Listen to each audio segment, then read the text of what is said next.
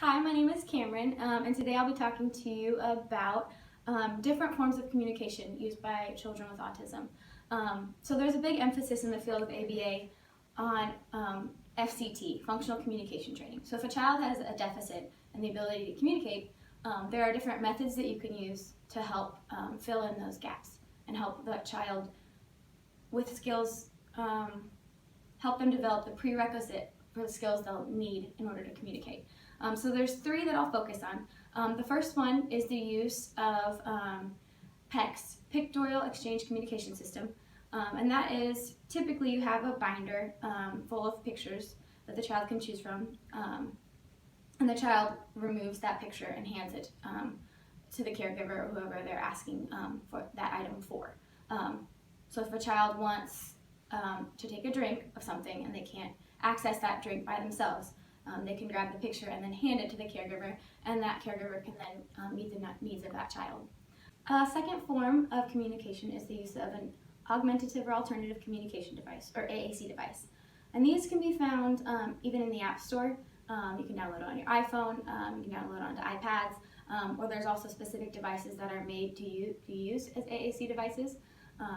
There's several different programs that can be used, but most of them have the same similarities. On the screen you'll find different words that the child can select from in order to communicate, whether that's help, or drink, eat, go, I'm all done. So this child selects from the array of pictures, taps the icon, and then it actually speaks that word for them. So it actually acts as their voice. And the third and final method of communication that we'll be talking about today is the use of manual sign. And this can be ASL, or it can be a version of modified sign language. You'll see that some children who have deficits in fine motor might not use actual sign language, but they might use a modified form of it. So if the child can't command for help because they don't know how to put their thumb up, right? We might allow that child to just do this to command for help. Or if a child can't do this for all done, which is the American Sign Language version of all done, a lot of children you'll see just do this for all done, which is a similar, right? It's a modified version for children who can't quite, their fine motor skills just haven't developed to the point that they're able to. But that can be shaped over time as the children continues to develop that skill. And the use of modified signs is ideal for, let's say, a low-income family or a family that can't afford to purchase an iPad or an alternative, augmentative or alternative communication device, because they can be quite costly. So the use of sign requires no additional things to carry around. It just uses the motor skills that the child has. I also didn't want to do PECS because PECS takes a lot of time and energy to cut and laminate and then add the Velcro strips to all of the little pictures on there.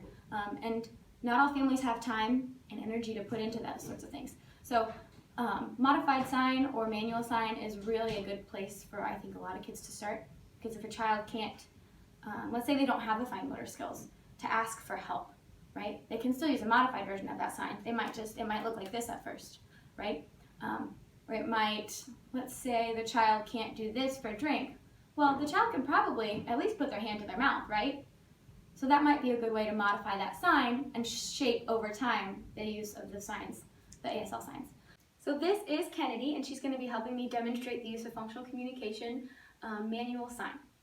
So let's say a child has no form of functional communication, and the child wants something.